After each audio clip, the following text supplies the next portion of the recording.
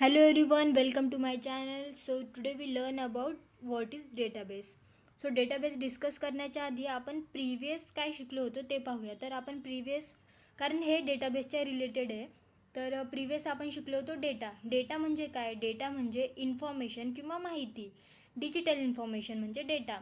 So database म्हणजे काय? Database म्हणजे एक अशी जागा जिथे ऑर्गनाइज वेमध्ये डेटा स्टोअर केला जातो, त्याला डेटाबेस असं म्हणतात.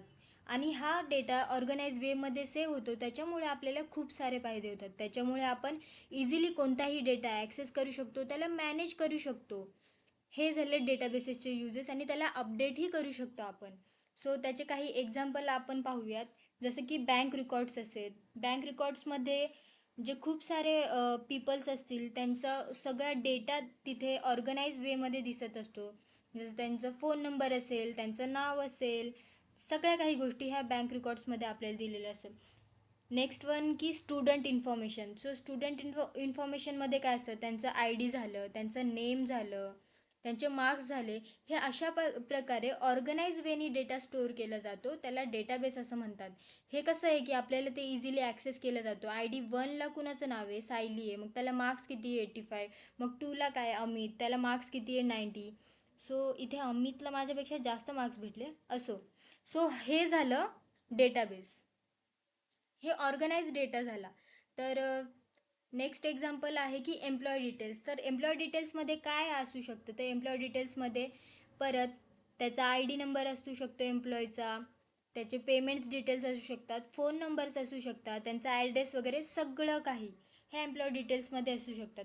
हे आपल्याला एवढं इझिली ॲक्सेस करायचं कसं काय शक्य होतं? कारण डेटाबेसमुळेच.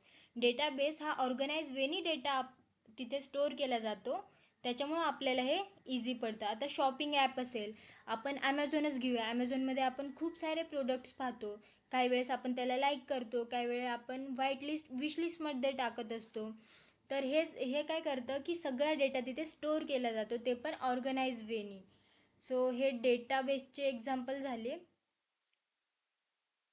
इथे आपण पॉप्युलर डेटाबेसेस कोणते आहेत ते पाहूया. तर माय एस क्यू एल झालं, ओरॅकल डेटाबेस झालं, मॉंगो डी बी झालं, post grace S Q L झालं. तर हा संपूर्ण प्रचंड मोठ्या प्रमाणाचा जो डेटा आहे तो ऑर्गनाईज करण्याचं काम कोण करतं? तर हे सगळे डेटाबेसेस करतात.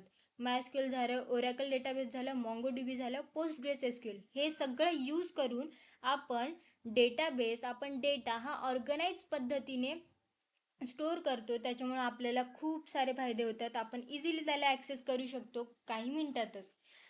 सो हे त्या डेटाबेसेसचे पॉप्युलर एक्झाम्पल झाले. तर आपण डेटाबेसची एक सिम्पल डेफिनेशन पाहूया. A database is a place where data is a stored in an organise way, so it can be easily access, manage and update. ही झाली डेटाबेसची सिम्पल डेफिनेशन. आपण इझिली ॲक्सेस करू शकतो, मॅनेज करू शकतो आणि अपडेट करू शकतो. होप सो गाईज हा व्हिडिओ तुम्हाला आवडलाच असेल. चला तर भेटूया पुढच्या व्हिडिओमध्ये. तोपर्यंत do like, follow and subscribe for more videos. Thank you.